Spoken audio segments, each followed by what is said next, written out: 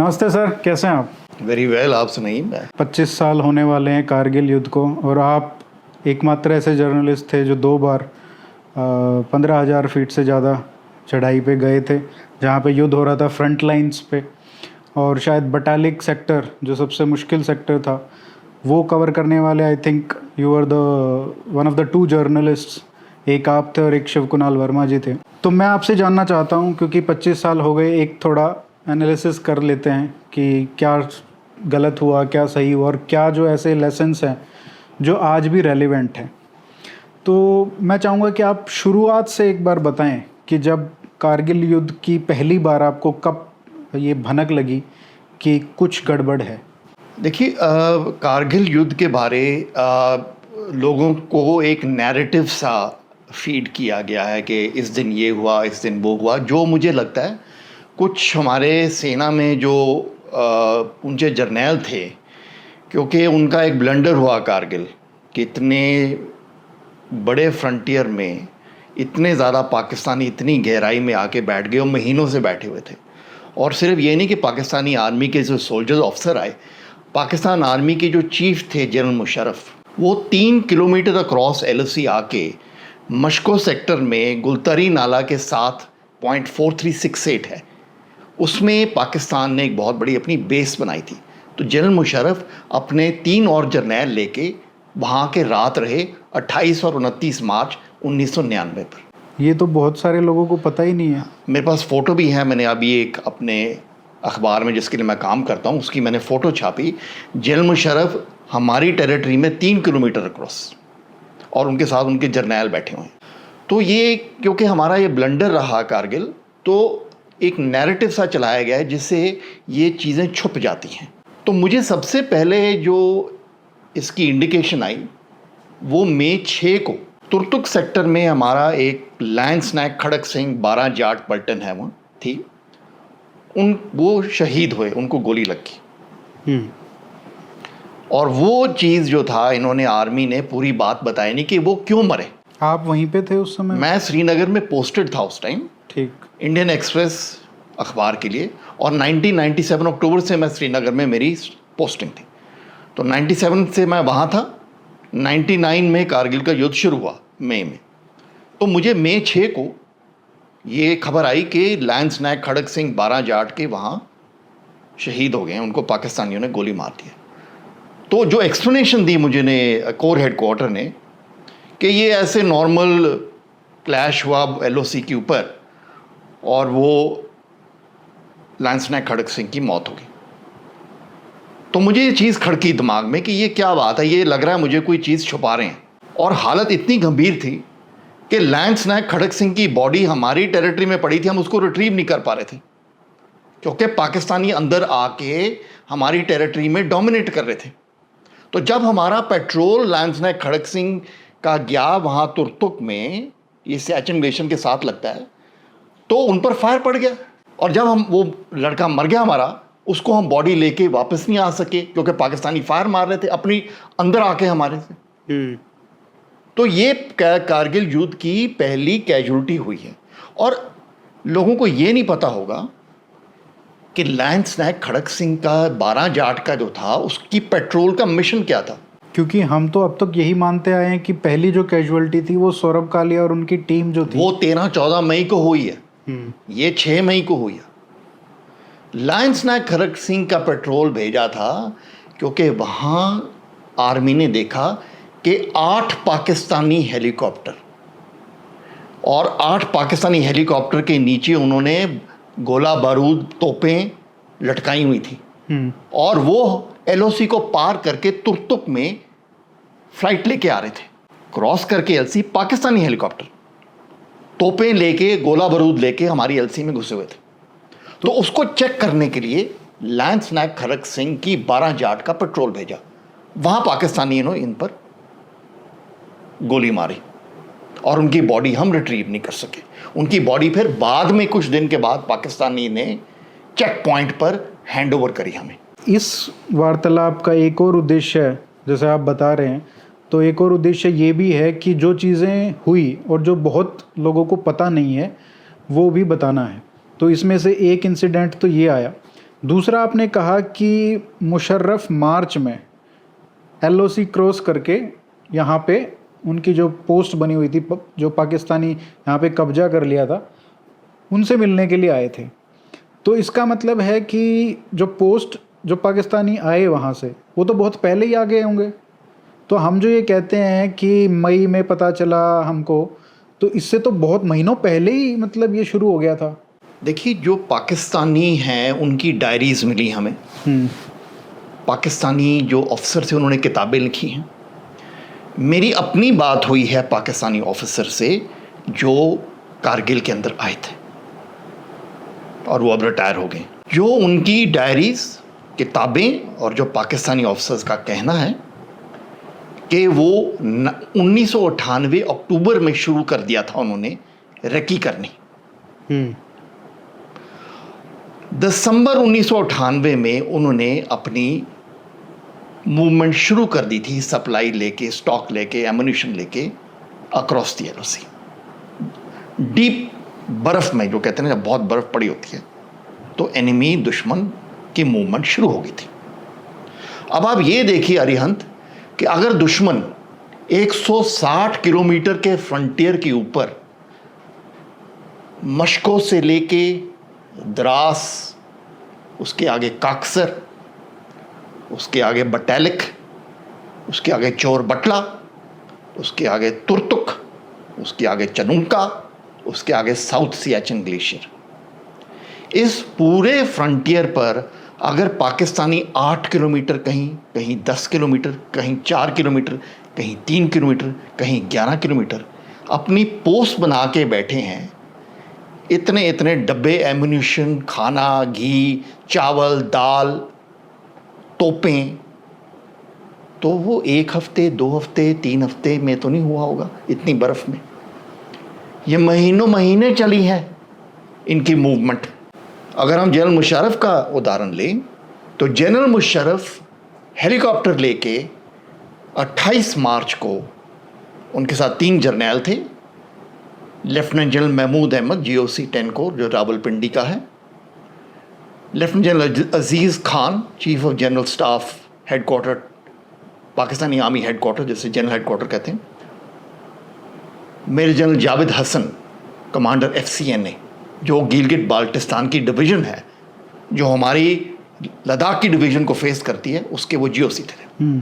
उसके साथ commander AT brigade, brigadier Masood Aslam जो बाद में लेफ्टिनेंट जनरल बने, and GSO G1 ops headquarter FCNA plus personal secretary of general Musharraf, ये सारे हेलीकॉप्टर्स में आए हैं और 3 किलोमीटर की दूरी पर क्रॉस करके एक एडमिनिस्ट्रेटिव बेस और एमुनिशन बेस जिसे कहते हैं वहाँ ठहरे हैं। वहाँ बड़े बड़े इन्होंने जो फाइबर ग्लास टेंट्स होते हैं इग्लू जैसे, वो सेटअप किए हुए थे।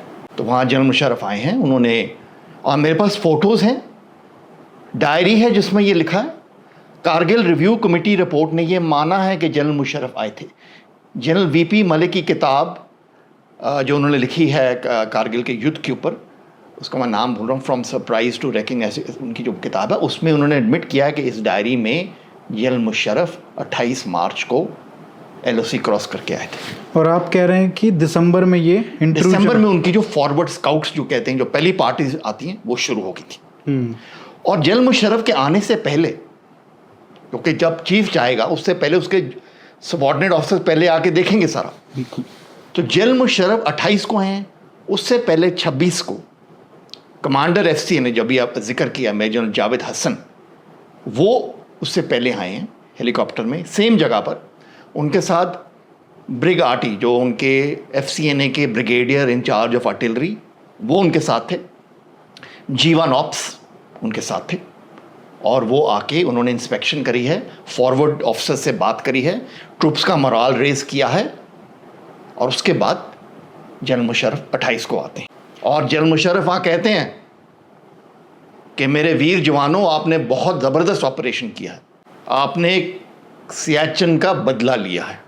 ये नहीं वो जानते थे कि कुछ महीनों में इनको विड्रॉ करना पड़ेगा विद हैवी कैजुअल्टीज़। अभी इस पे आते हैं कि इनका ऑब्जेक्टिव क्या था, क्योंकि बहुत सारी बातें होती है कि ये तो एकदम से लॉन्च कर दिया ऑपरेशन, बिना सोचे समझे, बिना प्रिपरेशन के। मुशर्रफ को जल्दी थी किसी बात की कि वो करना चाहते थे ये ऑपरेशन। तो कितना मुशर्रफ का इसमें रोल था, और क्या ये पहले से ही ये प्लान किया गया था? अगर प्लान किया गया था तो उसमें भी ये बात आ जाती है कि ये इतने अंदर आ गए 8-10 किलोमीटर, और इतने बड़े एरिया में 160 किलोमीटर जो आपने बोला, इतने में आ गए और डिटेक्ट नहीं हुए। तो क्या ये नहीं, डिटेक्शन एक पक्का हुई है जिसको हमने इग्नोर किया है। जनवरी फरवरी में मेजर मनीष भटनागर 5 पैरा के साउथ सियाचिन ग्लेशियर में उनकी डिप्लॉयमेंट थी। उनके सामने था 5770 माउंटेन फीचर, मीन्स कोई 18,000 फुट का। अब हमारे व्यूअर्स को ये समझना है कि जब आर्मी 0.5770 कहती है, जब 0.4812 कहती है, तो उसका मतलब 4812 इज इन मीटर्स। अगर हम उसको फुट में कन्वर्ट करें तो वो बन जाता है 4812 15,700 फुट। अगर हम 5770 फीट में कन्वर्ट करें तो वो 18,000 19,000 फुट बन जाता है। तो मेजर भटनागर ने कहा कि मेरे को दुश्मन आ गया है और ऊपर से फायर मार रहा है मेरे पर। वो कंपनी कमांडर थे 5 पैरा के।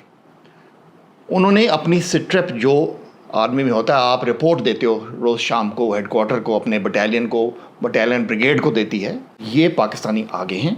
ये जनवरी 99 की बात है। हम कहते हैं ना कि मई में डिटेक्ट हुआ है। ये जनवरी फरवरी 99 में उनकी सिचुएशन रिपोर्ट्स गई हैं जो रिकॉर्ड पर हैं। लेकिन हमारा ये हमारे से बहुत बड़ा ब्लंडर हुआ है कि हमने उनको सप्रेस किया, इग्नोर किया, और उससे हमने असेस नहीं किया कि दुश्मन अंदर आ गया है, इसका क्या मतलब। और दूसरा जो प्रॉब्लम पड़ी, एक I just come back to, कि हमने ये इंफॉर्मेशन नेबरिंग ब्रिगेड को नहीं बताई।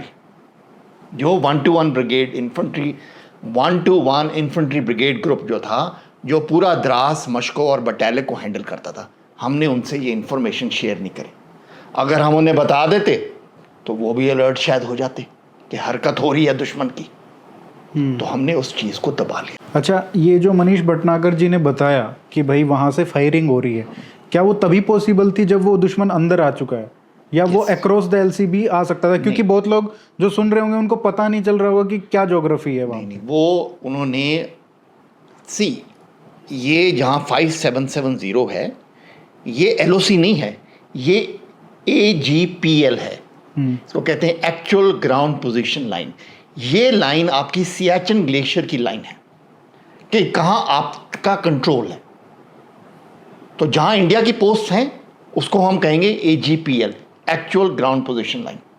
तो पाकिस्तानीज ने उनकी 3 नॉर्दर्न लाइट इन्फेंट्री के battalion under captain Taimur Malik and 11 other ranks, जिससे उनके जवान, उन्होंने आके AGPL के ऊपर क्रॉस करके 5770 पर अपनी पोस्ट बना ली। उसमें उन्होंने फाइबर ग्लास हट जमा लिया, राइट। तो एक पोस्ट उनकी यहाँ आ गई। 31 मार्च 1999 को हमारी आर्मी एविएशन कोर हेलीकॉप्टर, जो LOC का सर्वे करती है कि दुश्मन LOC को क्रॉस नहीं कर लिया, उसने हेलीकॉप्टर के पायलट ने देखा कि मशकों में LOC के पास गहरी बर्फ में बूट के निशान हैं। और ये कब किए? मार्च 31, 1999। और ये जो है ये रिकॉर्ड पर है, कारगिल रिव्यू कमेटी की रिपोर्ट देख ली, उसमें ये लिखा हुआ है। अब प्रॉब्लम आती है कि ये इनपुट आ गया। अब इस इनपुट को हम हायर कमांड जिसे कहते हैं, जो हमारे कोर कमांडर साहब हैं, डिविजनल कमांडर साहब हैं, आर्मी कमांडर साहब हैं नॉर्दर्न, उसको वो असेस कैसे करते हैं। तो उनकी ये समझ थी कि ये इस सर्दी में तो कोई आ नहीं सकता।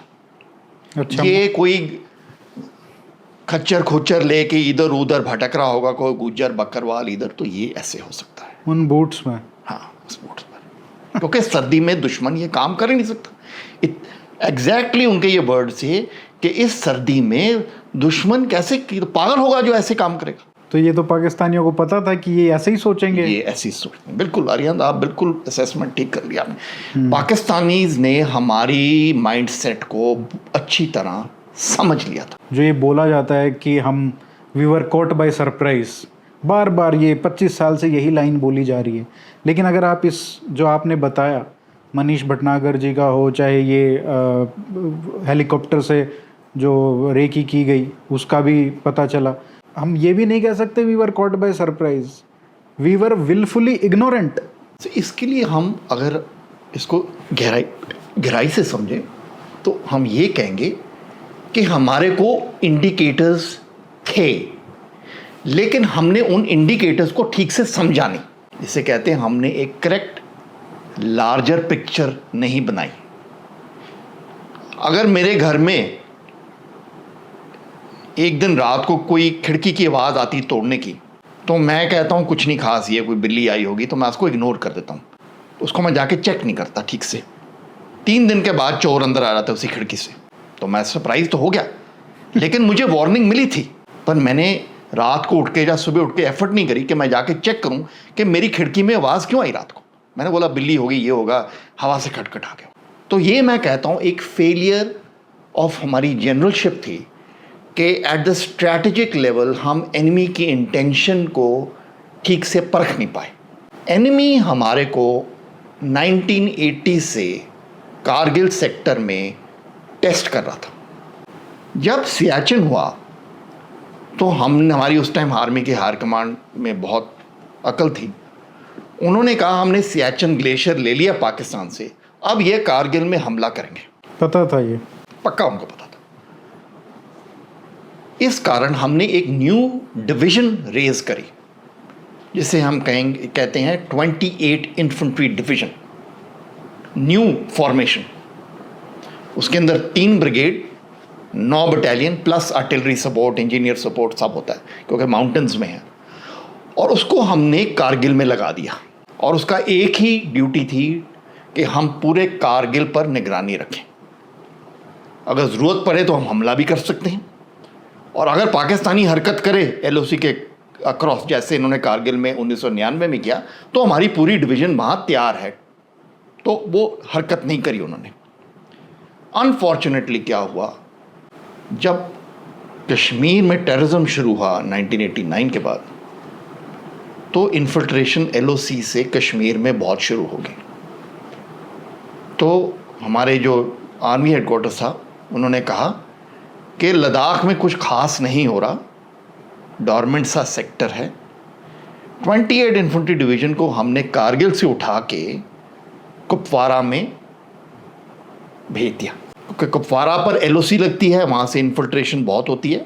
तो उसकी हमने टास्किंग कर दी कि कुपवारा में आप जाके बैठिए और घुसपैठियों को मारिए और टेररिज्म को वहाँ रोकिए। और ये कौन से साल में हुआ? ये 1991 में ये मूवमेंट हुई, 28 इन्फेंट्री डिवीजन, जब टेररिज्म था वैली में। बहुत तगड़ा ऑपरेशन। अब क्या हुआ कि कारगिल में एक वैक्यूम आ गया, एक गैप बन गया। 1997 में 1997 में जो लद्दाख की रिजर्व ब्रिगेड थी, 70 इन्फेंट्री ब्रिगेड, उसको हमने लद्दाख से निकाल के कश्मीर में भेज दिया टेररिज्म, ये जिहादियों को मारने के लिए। अब देखिए कि हमारा आर्मी हेडक्वार्टर्स का माइंडसेट क्या है कि इतने बड़े लद्दाख के एरिया को जो विंटर में कट ऑफ हो जाता है बर्फ से, 6 महीने बंद रहता है, हम उसको सप्लाई नहीं दे सकते। हमने उसमें अपनी फौज की स्ट्रेंथ इतनी घट कर दी। जैसे आज हमने जम्मू में से डिवीज़न उठा के 2020 में गलवान की लड़ाई के बाद और लद्दाख भेज दी, उधमपुर और वाले उसके उधमपुर रियासी की थी, वो उधमपुर रियासी की डिप्लॉयमेंट थी, और वो गैप बन गया, एक वैक्यूम बन गया, और उसमें आके टेररिस्ट बैठ गए। That is one of the reason why Jammu में टेररिज्म है, क्योंकि गैप क्रिएट हो गया। सेम वे हमने लद्दाख में एक गैप छोड़ दिया, बहुत बड़ा। उसका दूसरा इम्प्लीकेशन ये हुआ कि दुश्मन समझ गया कि इंडियन आर्मी लद्दाख को लो प्रायोरिटी पर कंसिडर करती है। जैसे आपने अभी कहा ना, असेसमेंट की आपने, कि दुश्मन समझ गया कि इनका माइंडसेट ये है कि ये इनकी निगरानी नहीं है यहाँ पे। और वो तो मौके का इंतजार कर रहे थे सियाचिन में मार खाने के बाद। बिल्कुल। अब कहानी इसमें हिस्ट्री है इसकी, ये क्या कर रहे थे पाकिस्तानी, इन्होंने जानबूझ के कारगिल को ठंडा रखा, जिसे कहते हैं डोरमेंट, और अपने पेट्रोल भेजते थे कि इंडियन रिस्पांस क्या होगा। 1988 में 6 नॉर्दर्न लाइट इन्फेंट्री शकमा सेक्टर से इंट्रूड करके कारगिल और काक्सर के बीच में आके बैठ गई 88 में, 1988 में। अनडिटेक्टेड, किसी को पता नहीं चला, वापस चली गई। 1997 में पाकिस्तानी आर्मी पेट्रोल बटालिक में एलओसी क्रॉस करके याल्डोर नाले तक पहुंच गया। ये सारी रिकॉर्ड पर चीज़ें हैं। कितना किलोमीटर होगा ये अंदर? ये याल्डोर में कोई 8-9 किलोमीटर नीचे है।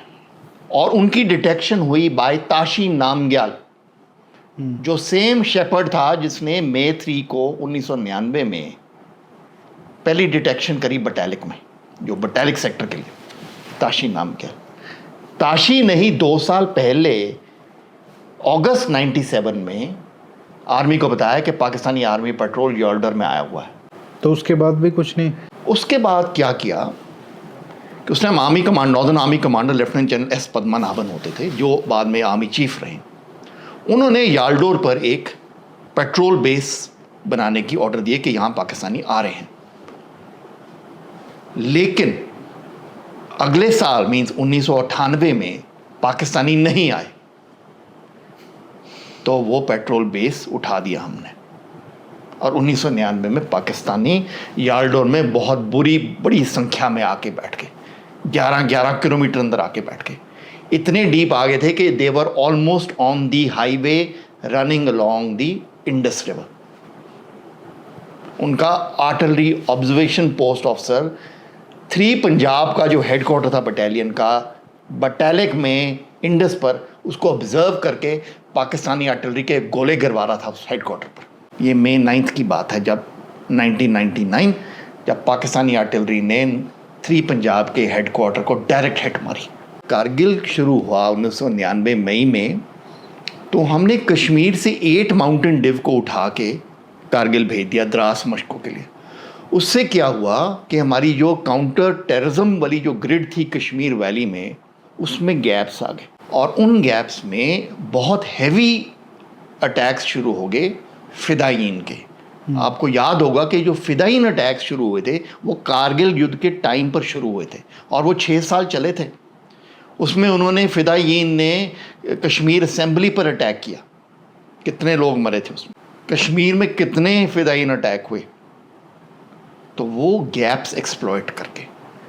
तो अरिहंत, हमें एक बात समझनी है कि हमारे जो सारे हिमालय के जो पर्वत हैं, जो माउंटेन्स हैं, उन पर जो बॉर्डर है वो अनसेटल्ड बॉर्डर है, वो डिस्प्यूटेड बॉर्डर है, और दुश्मन बार बार उस पर हमला कर रहा है। दुश्मन अब पंजाब में हमला नहीं कर रहा, दुश्मन गुजरात राजस्थान में नहीं कर रहा, प्लेन्स में, दुश्मन पहाड़ों में कर रहा है, जहां बॉर्डर डिस्प्यूटेड है।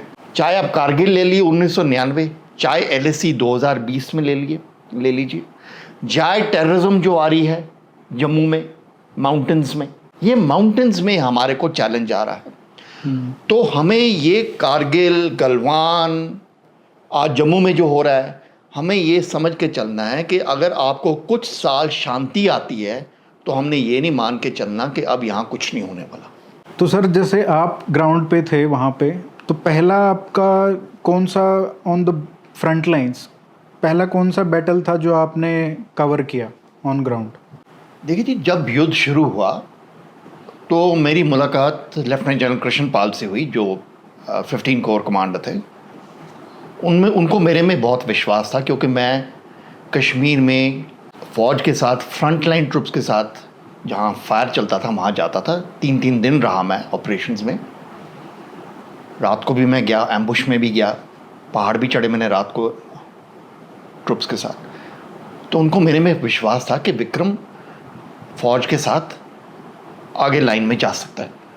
तो मैंने उनको ये रिक्वेस्ट करी कि जनरल पाल, मैं कारगिल युद्ध में दूसरे पत्रों के साथ द्रास, मशको और इंडस की जो वैलीज़ हैं जहाँ आर्मी के बेस हेडक्वार्टर है, वहाँ नहीं मैं रहूँगा।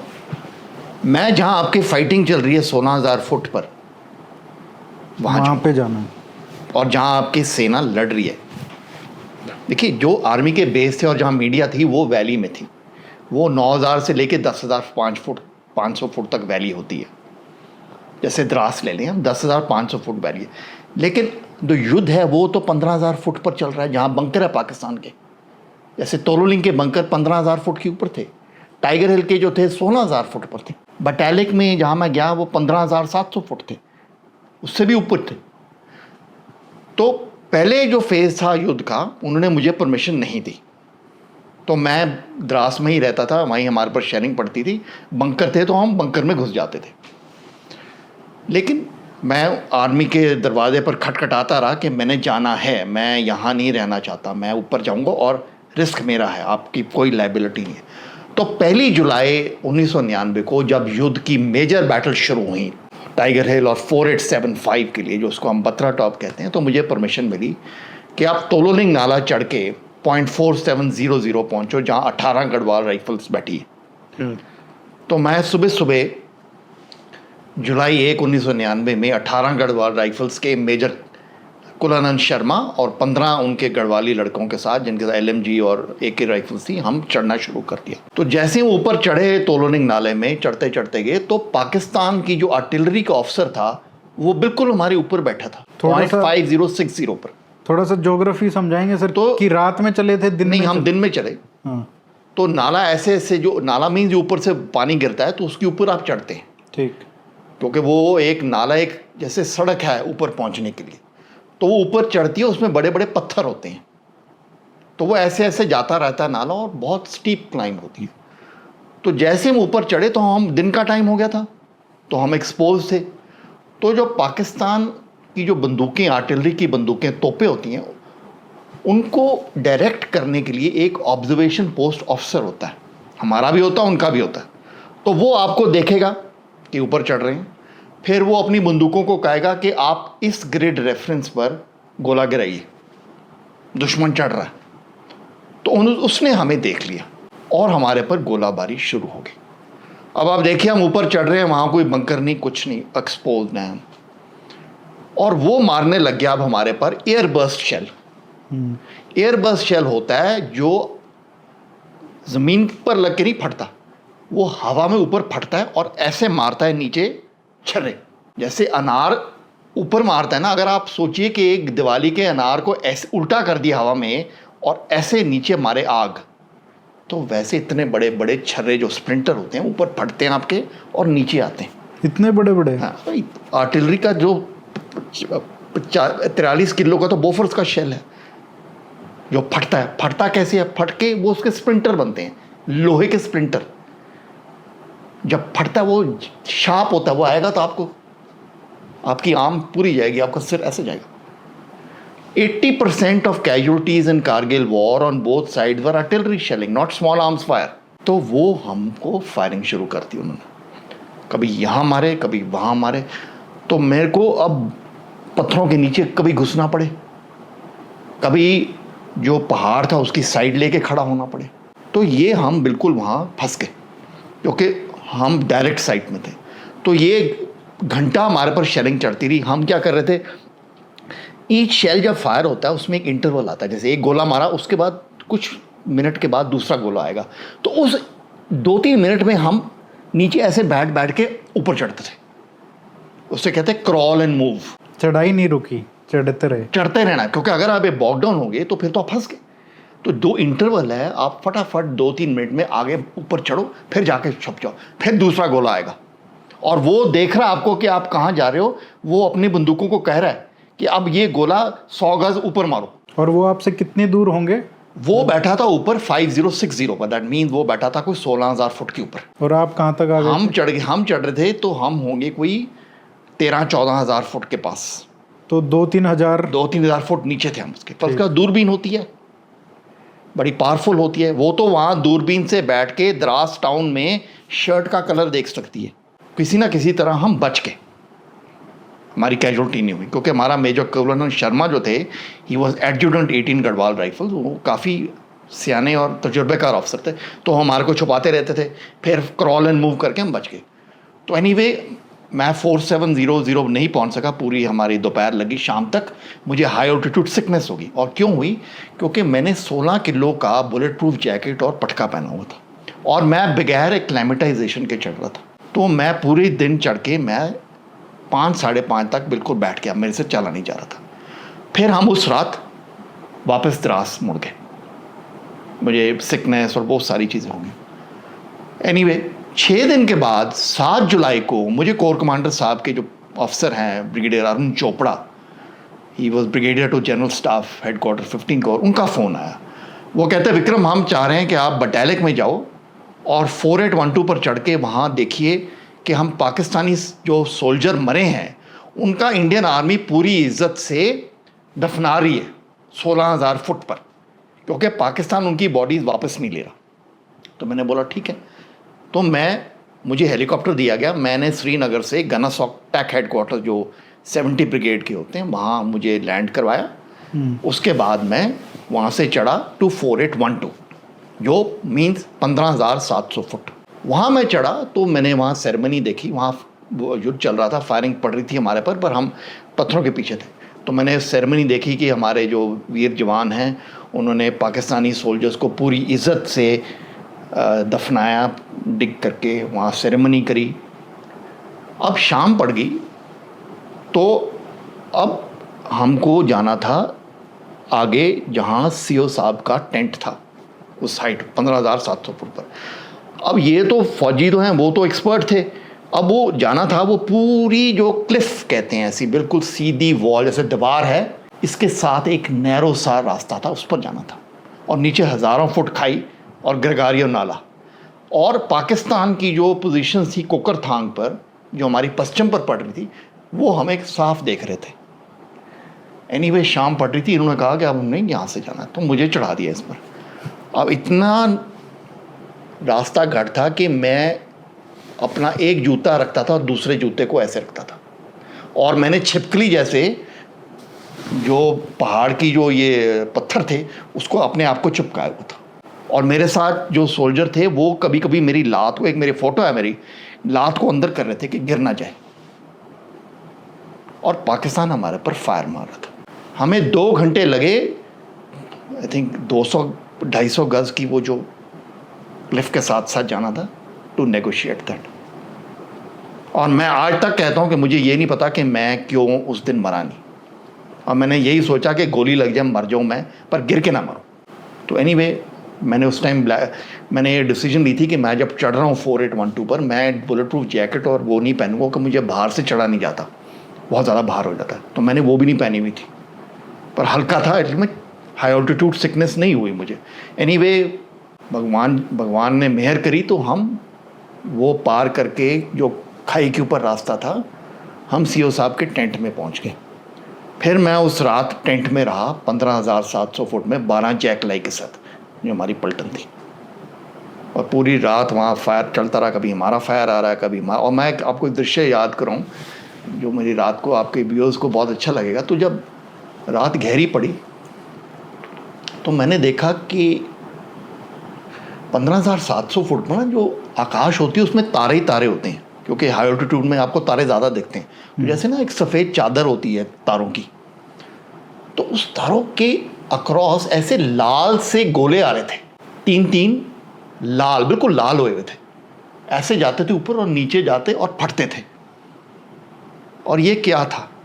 ये हमारी बोफर्स पीछे से फायर मार रही थी, और वो बोफर के शेल को कहते हैं HEER shell, high explosive extended range.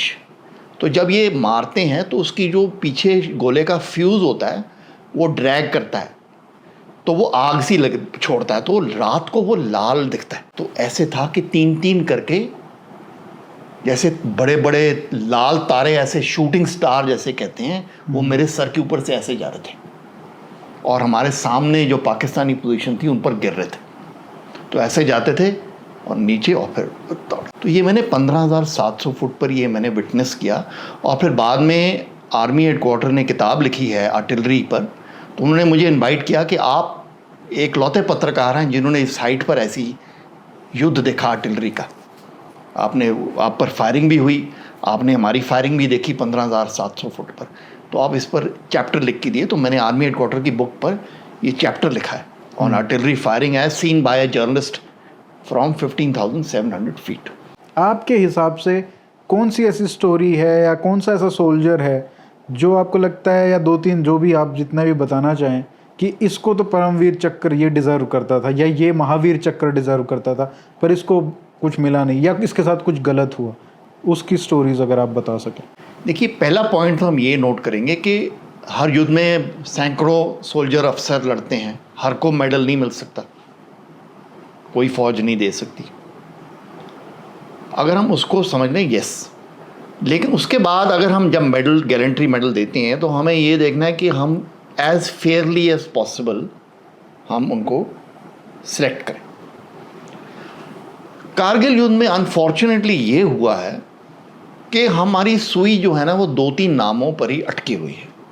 अब मैं नाम नहीं लूँगा, लोग सोचेंगे कि मैं, तो वो 1-2 बैटल्स, 1-2 नाम, उनकी बस हम कह के हम कहानी ख़त्म कर देते हैं।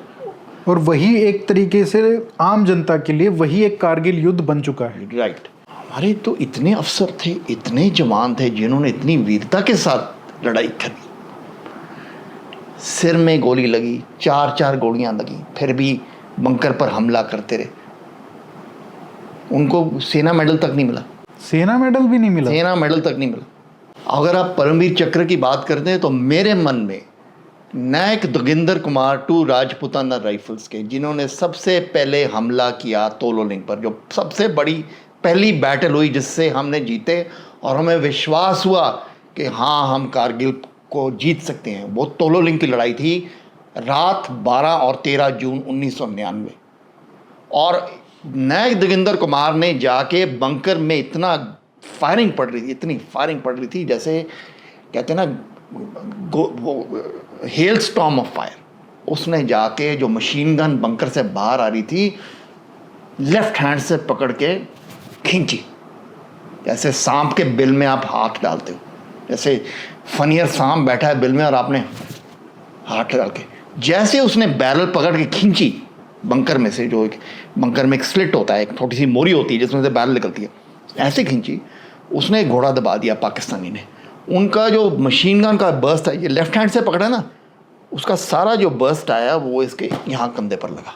लेकिन ये बंदा हिम्मत नहीं हारा, इसने ग्रेनेड पकड़ के बंकर के अंदर वही मोरे में से फेंक दिया और बड़ी जोर जोर की उनके बेचारों की आवाज़, ये बेचारे क्या अल्लाह अकबर, उनके चित्रे चित्रे हो गए। उसके बाद उसने दूसरे हम बंकर पर हमला किया और एक ही चोटी पे इतने सारे हाँ, इतने बंकर, और एक एक बंकर में 2-2 मशीन गन, इतनी मशीन गन्ने थी, मैं आपको क्या बताऊं अंदाज़ा कितनी इनके पास असला और मशीन गन्ने थी।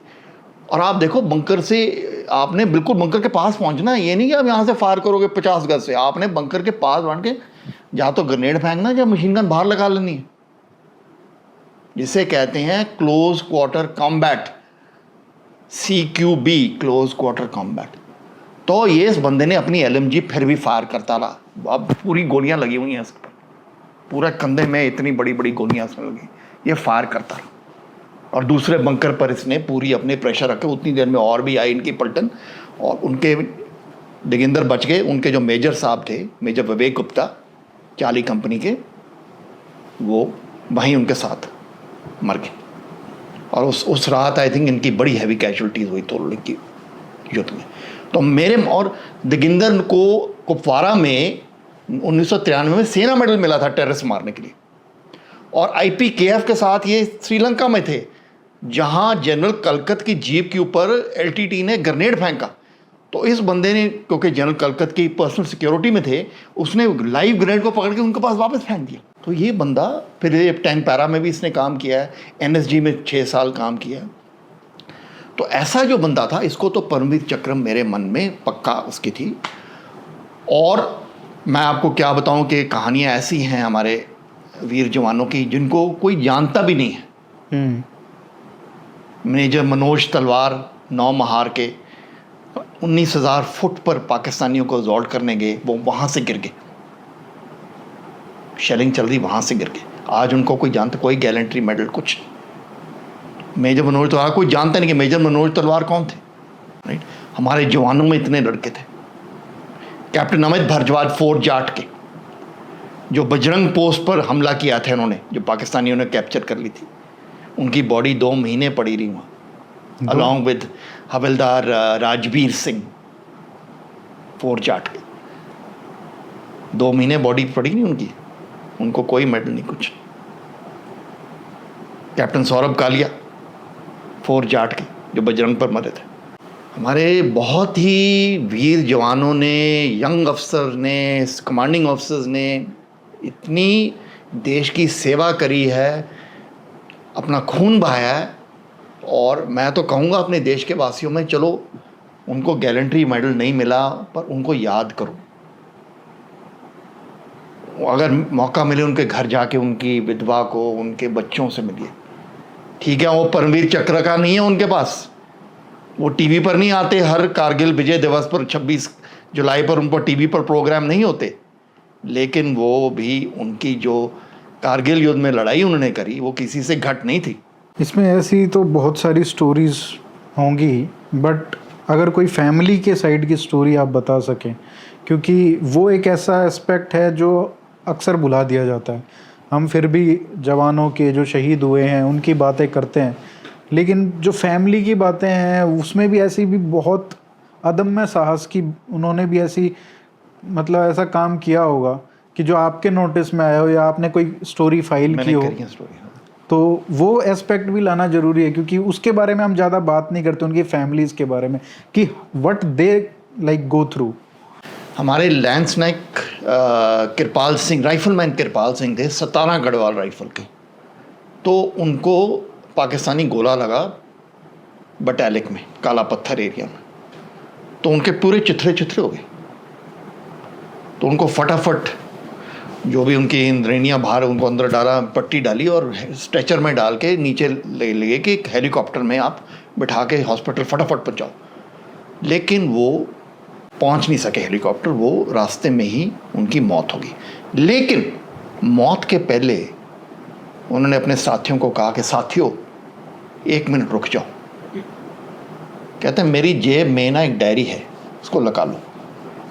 जब डायरी निकाली उसमें उसके कर्जे थे, जो उसने अपने फेलो जो जवान और सिपाही थी उनसे पैसे लिए थे, चलो मुझे 50 दे दे, 100 दे दे, तो उसने लिखे हुए थे। कहता मेरी जो अगली तनख्वाह आएगी तो ये कर्जे वापस उनको ज़रूर दे देना, मैं इस ज़िंदगी से अपने कर्जे नहीं लेके जाऊँगा। उस बंदे का चरित्र देखो। मैंने उसकी विधवा से बात करी, अब वो उत्तराखंड में रहते हैं, उत्तराखंड के हैं, बिमला देवी है उसका नाम। बहुत यंग थी जब वो विधवा होगी। तो मैंने पूछा, बिमला जी आपको अपने पति की याद आती है, बच्चों को क्या समझाते हो?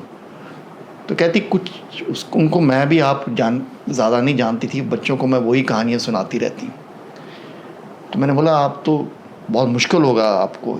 तो कहती जब मैं शमशान घाट के लिए चल पड़ूँगी, जब मैं शमशान घाट के लिए चल पड़ूँगी तभी उनकी यादें मेरे में मिट जाएंगी। दूसरी कहानी मैं आपको सुनाऊंगा, इंसिडेंट 111 गोरखा राइफल्स के लांस नायक दुन नारायण श्रेष्ठा।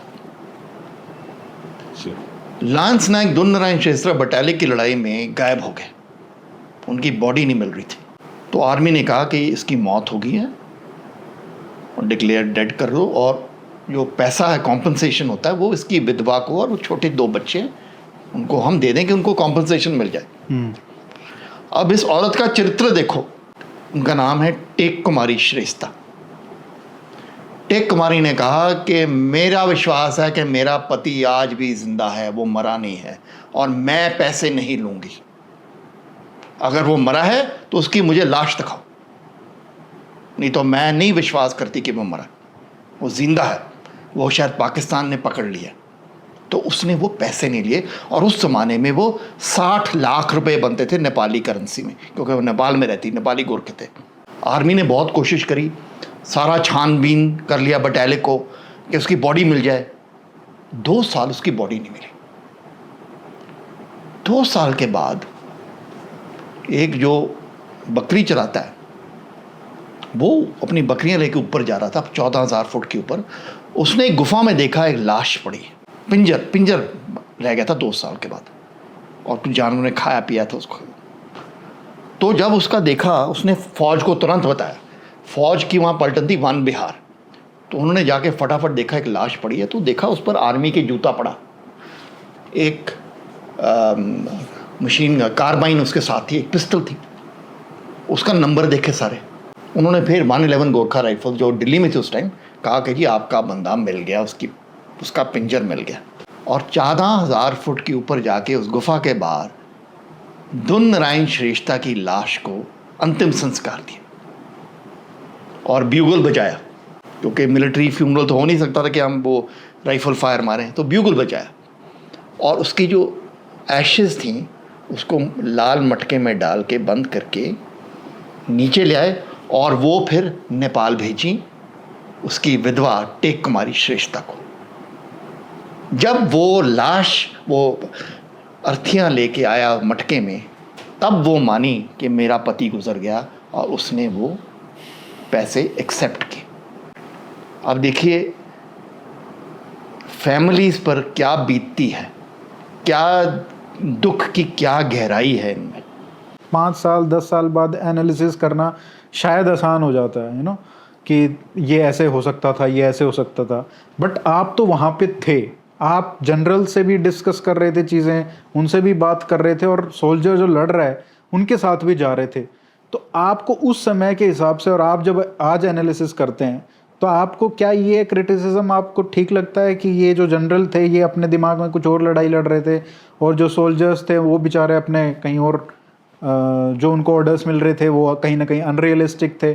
खास करके बटालिक सेक्टर में जो बात होती है कि उन्होंने जो शौर्य दिखाया उसका उस तरीके से उनको परिणाम, या उनको मेडल्स नहीं मिले, या उनको रिकॉग्निशन नहीं मिला। ऐसे बहुत सारे यूनिट्स के साथ शायद हुआ होगा, बहुत सारे सोल्जर्स के साथ ऐसा हुआ होगा, किसी के साथ गलत भी हुआ होगा।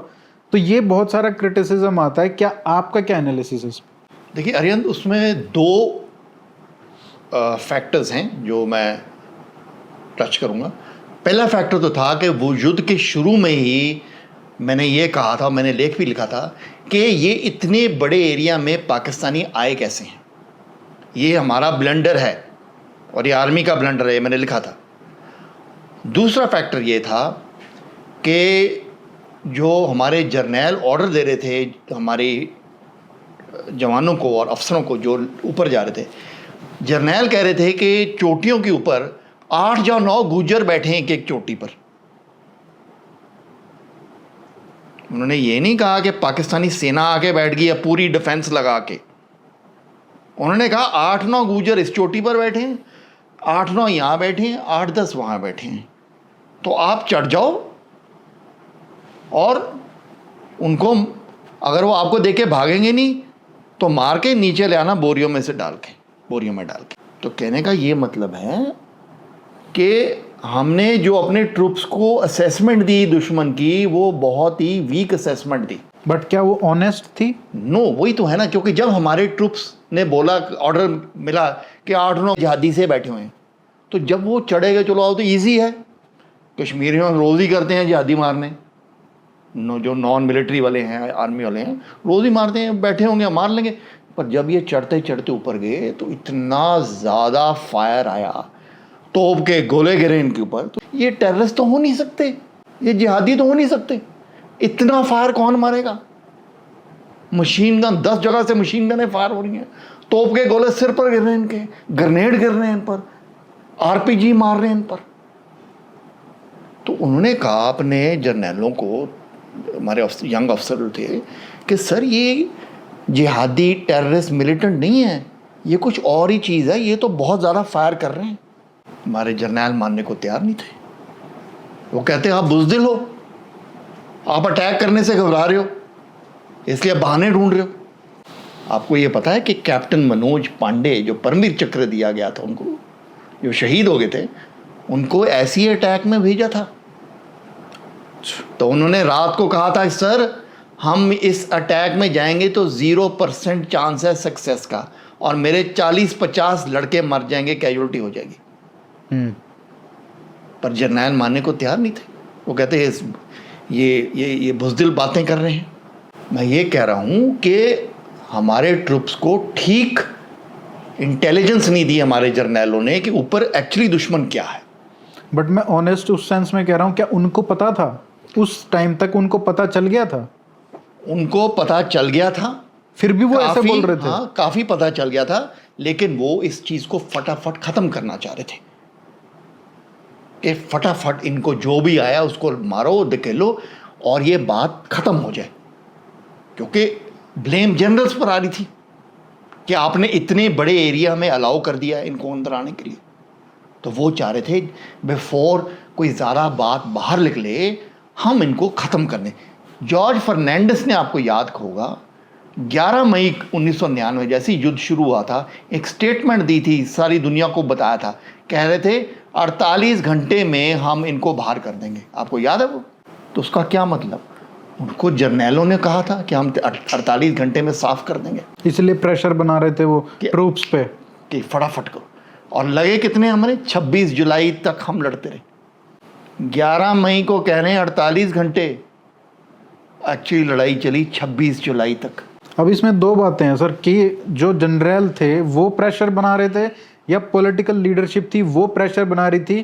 क्योंकि आपको भी पता है सरकार नहीं थी, फुल टाइम सरकार नहीं थी, मतलब सरकार गिर चुकी थी और इलेक्शन बाद में हुए हैं। तो बीच का जो पीरियड था उसमें कह सकते हैं वर्किंग प्राइम मिनिस्टर थे वाजपेयी जी। तो एक क्रिटिसिज्म ये भी आता है कि उन्होंने जानबूझ के ये, या पीएमओ से ये प्रेशर आया कि आप जल्दी से इनको खदेड़ो यहाँ से। प्रेशर जर्नैलों ने डाला है। पहले तो इन्होंने पॉलिटिकल लीडरशिप को ब्रीफिंग ही नहीं ठीक दी, इसलिए तो फर्नांडिस ने कहा 48 घंटे। तो दोनों जगह मिसलीड कर रहे थे, ऊपर भी और नीचे भी। ऊपर भी और नीचे भी, और एयरफोर्स को भी मिसलीड करते थे। अच्छा, एयरफोर्स को भी इन्होंने पूरा बताया नहीं कि एक्चुअली क्या खतरा। और ये एयर मार्शल टिपनिस जो एयर चीफ थे, एयर मार्शल नाना मेनन जो air officer commanding Jammu Kashmir थे ड्यूरिंग कारगिल, उन्होंने पूरा लिखा है इसके ऊपर कि हमें पूरी बात आर्मी बता ही नहीं रही थी। सो आपका जो सवाल है कि प्रेशर किसने डाला हमारे जवानों पर और यंग ऑफिसर पर, वो ज़्यादा प्रेशर हमारे जर्नैलों से आया, क्योंकि एम्बेरसमेंट हमारी जर्नैलों की थी। तो उनको कोई पनिश किया गया? उनको कोई पनिशमेंट नहीं किया। उनको सबको बड़े बड़े अवार्ड मिले, उत्तम Yudh Seva medal, Sarvottam Yudh Seva medal. General Krishnapal corps commander को got Uttam Yudh Seva medal, army commander northern army commander lieutenant general H M. Khanna Sarvottam Yudh Seva medal, director general military operations lieutenant general N C. Vij जो बाद में चीफ हुए थे, उत्तम, आई थिंक उनको भी उत्तम Yudh Seva medal. Major general बुधवार GOC 3 डिवीज़न, जिनके अंडर सारी ये रिस्पॉन्सिबिलिटी आती है और इनका सारा एरिया में पाकिस्तानी ने इन्वेड किया। जनरल बुधवार थे जो डायरेक्ट ऑफिसर, उनको इन्होंने सैक नहीं किया, उसको इन्होंने बख्श दिया। उनको भी बहुत स्ट्रिक्ट एक्शन लेना चाहिए था, क्योंकि उनके डिवीज़न के 2 ब्रिगेड्स में इतनी बड़ी पाकिस्तानी घुसपैठियाँ हुई, 121 ब्रिगेड एंड 102 ब्रिगेड, वो जनरल बुधवार के ब्रिगेड थे, उनके अंडर थे। तो आपके असेसमेंट में, एनालिसिस में, ये जो आपने नाम लिए सबके, ये मेन विलेंस थे जो जनरल्स जो हम बात कर रहे हैं कि वो ऊपर भी अच्छे से नहीं बता रहे थे और नीचे भी प्रेशर डाल रहे थे? विलेंस तो नहीं मैं कहूँगा, वो तो बहुत एक स्ट्रॉन्ग, एक अलग किस्म की आ जाती है, पर मैं कहूँगा कि इनकी responsibility should have been fixed on them. लेकिन रिस्पॉन्सिबिलिटी क्यों नहीं फिक्स हुई, ये भी एक बहुत बड़ा सवाल है। क्यों नहीं हुई? आपको याद होगा कि उस टाइम वाजपेयी गवर्नमेंट जो थी वो इलेक्शंस फेस कर रही थी। कारगिल को ये बनाना चाहते थे एक बिग विक्ट्री कि हमने इनको बाहर निकाल दिया। अगर अब हम जर्नैलों पर एक्शन लेते और उनको हम रिमूव करते कमांड से, जिसे कहते हैं सैक द जनरल्स, तो फिर लोगों ने ये पूछना था कि ये जीत किसकी है, ये विक्ट्री क्या हुई। एक साइड हम कह रहे हैं ये विक्ट्री हुई भारत की सेना की, दूसरी साइड हम जर्नैलों को टर्मिनेट कर रहे हैं या सैक कर रहे हैं, जो उन पर एक्शन ले रहे हैं। तो ये कॉन्ट्रडिक्शन आ गई। ये 1962 युद्ध जैसा नहीं हुआ है? थोड़ा बहुत उस टाइम तो कि वहाँ पे भी आप जनरल्स और जो रिस्पॉन्सिबल थे लोग उनको सैक नहीं करना चाहते थे, क्योंकि आपकी इनकम्पिटेंस की वजह से ही वो लोग वहाँ पे थे। छींटे आप पर पड़ेंगी, आप लोगों को कैसे जाके कहोगे कि कारगिल बहुत ग्रेट विक्ट्री है? अगर आप जर्नैलों को रिमूव करोगे तो फिर तो कोई सवाल ये आता है कि जर्नैलों ने इतने बड़े एरिया में 160 किलोमीटर के एरिया में पाकिस्तान 11-11 किलोमीटर अंदर आके कैसे बैठा? आप सो रहे थे उस टाइम। आपने वहाँ LOC के ऊपर अपनी जो सेना के पेट्रोल होते हैं जो LC पर चलते हैं, LOC पर चलते हैं और देखते हैं कोई अंदर तो नहीं आ रहा सर्दियों में, आपने वो क्यों नहीं भेजे? आपने हेलीकॉप्टर ज़्यादा क्यों नहीं ऊपर से फ्लाई करवाते थे चेक करने के लिए? क्या हेलीकॉप्टर वो ड्यूटी नहीं कर रहे थे? कोई आपके VIP लेके घूम रहे थे? सर इसमें इंडियन एयरफोर्स की भी बात आती है और उसमें पॉलिटिकल लीडरशिप पे ब्लेम आता है और वाजपेयी जी ने कहा भी था कि हम LOC क्रॉस नहीं करेंगे। आपके हिसाब से, और आप ग्राउंड पे भी थे, आपको क्या ऐसा महसूस हुआ या ट्रूप्स के हिसाब से क्या उनको ऐसा महसूस हुआ कि एयरफोर्स को मोर इफ़ेक्टिवली यूज़ करके हमारे मतलब फेवर में वो लड़ाई लड़ी जा सकती थी? क्या वो पॉसिबल था या टेरेन की वजह से वो ज्योग्राफी इतना मुश्किल था कि वहाँ पे IAF नहीं ऑपरेट कर सकती थी? नहीं, IAF ऑपरेट कर सकती थी बट उनकी लिमिटेड इफेक्ट था IAF का, क्योंकि IAF ने कभी ऐसे युद्ध के लिए प्रिपेयर ही नहीं किया था कि 16,000 फुट के ऊपर एक छोटे से बंकर में उस हाइट के ऊपर से आप ऐसे ड्रॉप करोगे पिन पॉइंट के बंकर में जाके घुस जाएगा। They had never prepared for a war like this. दूसरा, अब ये क्रिटिकल फैक्टर है, जो पाकिस्तानी रिजेस आती हैं जो ऊपर बड़ी ऊंची ऊंची पहाड़ी जिस पर ये बैठे थे, वो रन करती हैं नॉर्थ साउथ, ऐसे आती हैं। तो पाकिस्तानी ऐसे बैठे थे। अगर हमने इसको अटैक करना है, most effective line of attack is like this, south north और नॉर्थ साउथ। लेकिन अगर हमारा हवाई जहाज ऐसे जाएगा साउथ नॉर्थ या नॉर्थ साउथ फ्लाई करेगा तो हमें LOC क्रॉस करनी पड़ेगी। LOC तो हम क्रॉस नहीं कर सकते थे, ये पॉलिटिकल डायरेक्टिव था वाजपेयी जी का। तो हमें ईस्ट वेस्ट या वेस्ट ईस्ट ऐसे फ्लाई कर रहे थे हम एयरक्राफ्ट। तो उसकी जो एफिकेसी थी, जो इफेक्टिवनेस थी एयरफोर्स की, वो उस कारण भी घटी।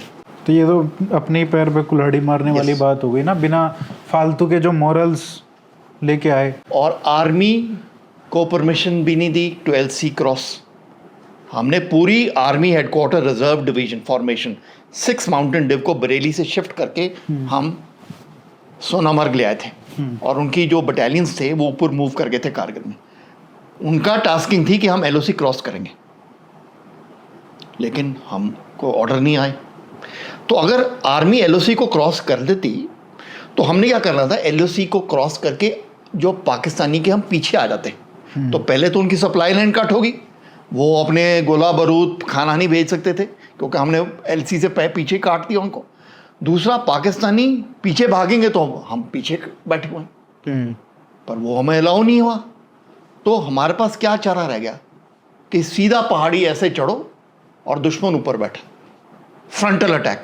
तो आपके हिसाब से अगर LC क्रॉस कर लेते और सप्लाई लाइंस कट कर देते और ऐसे सीधे ना चढ़ते तो ये जो 500 से ज़्यादा हमारे जो जवान शहीद हुए हैं ये नहीं होते। फर्स्टली कैजुअलिटीज़ घट होती क्योंकि इफेक्टिव हो जाता ज़्यादा अटैक, क्योंकि दुश्मन अब आगे से भी हमला, उसकी पीछे की सप्लाई लाइन भी कट, वैसे ही घबरा जाएगा, कहाँ भागे, पीछे से भी आर्मी आ रही है, आगे से भी, राइट, फंस गया। लेकिन जो LC को हम नहीं क्रॉस कर सकते तो सिर्फ सीधे से या साइड से आ सकते थे। एक तो ये हो गया। दूसरा, वॉर जो थी वो जल्दी ख़त्म हो जाती है। तीसरा, हमने बहुत सारे पाकिस्तानी POWs पकड़ने थे, प्रिजनर्स ऑफ वॉर, जो हमारे लिए एक बहुत अच्छा बारगेनिंग कार्ड हो जाता। हमने सिर्फ 8 पकड़े पूरे युद्ध में पाकिस्तानी प्रिजनर्स, क्योंकि सब भाग गए पीछे, सारे भाग गए, लाशें छोड़ गए अपनी। आपको पता है पूरे कारगिल के युद्ध में जोन में 244 पाकिस्तानी बॉडीज़ आज भी पड़ी हैं जो हमने दफनाई हैं। हमारी साइड पर 244 पाकिस्तानी सोल्जर्स की बॉडीज़ पड़ी जो पाकिस्तानी आर्मी ने डिसऑन करी हैं। और इतना हार्ड है वहाँ पत्थर, और वहाँ जो मिट्टी है कारगिल के चौटाइयों पर 15,000 16,000 फुट पर, कि वहाँ डिग करना दफनाने के लिए बहुत मुश्किल हो जाता है। तो कुछ बॉडीज तो हमने पत्थरों के बीच में ही छोड़ गए। जैसे पत्थर के बीच में पड़ी थी तो उस पत्थरों के ऊपर हमने और पत्थर डाल दिए क्योंकि जानवर ना खा सके। वो एक कब्र बन गई उनकी पत्थरों के बीच में। आज भी वो वहीं पड़ी हैं। और पाकिस्तानी आर्मी का उस टाइम जो हाई कमांड था जनरल मुशर्रफ का, मैं कहता हूँ इनको ये बहुत बड़ी इनकी एक शर्मदायक बात है कि इन्होंने अपने जवानों को अपनाया नहीं वापस जो मर गए थे। They did not take back their bodies. कहते ये तो हमारे हैं ही नहीं। क्योंकि पाकिस्तानी आर्मी कह रही थी हमारे जवान थोड़ा आए हैं, ये तो मुजाहिदीन आए हैं, कश्मीरी मुजाहिदीन जो अपनी फ्रीडम स्ट्रगल लड़ रहे हैं। दे वांटेड टू डिनाई, झूठ मार रहे थे कि हमारी सेना एक्चुअली अंदर आके बैठ गई है एलसी क्रॉस करके। क्योंकि एलसी को क्रॉस करने के लिए हमारी एग्रीमेंट है पाकिस्तान और इंडिया में कि कोई एलसी को वायलेट नहीं करेगा। हम अपने आर्मी में से ना इंडियन आर्मी को वायलेट करेगी ना पाकिस्तानी आर्मी। इन्होंने वायलेट किया। वायलेट करके कहते जी हम नहीं है, सेना नहीं हमारी, मुजाहिदीन आ गए, कश्मीरी मुजाहिदीन। झूठ। दुनिया की आंखों में इन्होंने धूल फेंकी, लेकिन उन्हें एक्सपोज हो गया। जब मैंने देखी उनकी बॉडीज़ तो उनकी बॉडीज़ में उनके आइडेंटिटी कार्ड्स पाकिस्तानी आर्मी के, 5 नॉर्दर्न लाइट इन्फेंट्री, उनके राशन बिल मेस के, उनके जो यूनिफॉर्म के जो यहाँ बैजेस होते हैं, उनकी सारी बंदूकें, जो आरपीजी लॉन्चर होते हैं, जो यूएमजीज होती हैं, जो हॉविट्सर होता है, इतना ज़्यादा गोला बारूद, ग्रेनेड होते हैं, ये कोई जहादी लेके घूमते हैं। तो वो एक्सपोज हो गए। नहीं, वो तो आईडी थी तो क्लियर हो गया था उसमें। तो आपके हिसाब से इस पूरे युद्ध में सबसे, देखिए एक तो सोल्जर्स हैं, एक ऑफिसर्स हैं, जो जनरल्स हैं, वो अपनी लड़ाई है, लेकिन एक इकोसिस्टम भी होता है लड़ाई का कि लोकल सपोर्ट होती है, या जो जैसे इतना सारा खाना, जो सप्लाई लाइंस, वो इतना सारा जो एम्यूनिशन है वो पहुंच रहा है। मैं चाहूँगा कि उस एस्पेक्ट पे भी आप थोड़ा प्रकाश डालें कि देवर अनसंग हीरोज बेसिकली, कि उनके बिना शायद वो लड़ाई, मतलब कोई भी लड़ाई लड़ी नहीं जा सकती। तो उनका कितना बड़ा रोल, और आपका भी इंटरेक्शन रहा होगा इन लोगों से, तो आप थोड़ा बताइए उनके बारे में भी। देखिए जी, आप ये देखिए कि आपका सामान से द्रास पर पहुंच गया, आर्मी का सप्लाई, एम्यूनिशन, खाने पीने का। युद्ध चल रहा है 16,000 फुट के ऊपर, 17,000 फुट, 18,000 फुट, 19,000 फुट। तो आप ये सामान यहाँ से ऊपर तक कैसे लेके जाएंगे? तब हमारे कारगिल और लद्दाख के जो लोग थे, उन्होंने बहुत बहादुरी से वॉर पोर्टर बने, और वो अपने जो खच्चर हैं, डोंकीज़ और म्यूल्स हैं, वो साथ लेके आए। हमारे आर्मी के भी म्यूल्स होते हैं, जो आर्मी एनिमल ट्रांसपोर्ट कंपनी के होते हैं, वो भी होते हैं, पर उनके जो म्यूल्स और डोंकीज थे वो एक्लेमेटाइज थे। वो जानते थे कारगिल की इतने से रास्ते में चोटाई, जो बिल्कुल खाई गिर रही है, उस पर कैसे चलना है। जब गोले गिर रहे हैं तो कुछ हमारे जो खच्चर थे वो मरे हैं, उन पर गोले गिरे, वो मरे हैं। जब वो हमारे आर्मी के लिए 16,000 17,000 फुट पर खाना और एम्यूनिशन लेके वहाँ पहुँचे, हमारे जवानों को खाना मिला, पेट भरा, तो वो लड़ सकेंगे। जब बंदूकों के लिए गोलियाँ पहुँची तभी फायर कर सकेंगे। हवा से भगवान ने तो नहीं फेंकना, कोई लेके जाएगा। तो ये हमारे कारगिल के, लद्दाख के वीर लोगों ने उस वॉर एफर्ट जिसे कहते हैं, बहुत बड़ा एक रोल प्ले किया। और मुझे ये अफसोस है अरिहांत कि हमारे समाज में हम इनको इज़्ज़त और रिमेम्बरेंस नहीं करते। अगर आप ब्रिटिश आर्मी की देखें, उन्होंने हर आदमी, हर जानवर, या म्यूल या डोंकी या पोनी, जिसने युद्ध में रोल प्ले करके उनके वुंडेड सोल्जर्स को कैरी करके लेके आए, या उनके लिए उनको वो याद रखते हैं, उनके लिए म्यूज़ियम्स में उन्होंने जगह रखी है। आज हमारा समाज इन बंदों को भूल जाता है। जवान जानता है कि युद्ध कैसे लड़ा जाता है।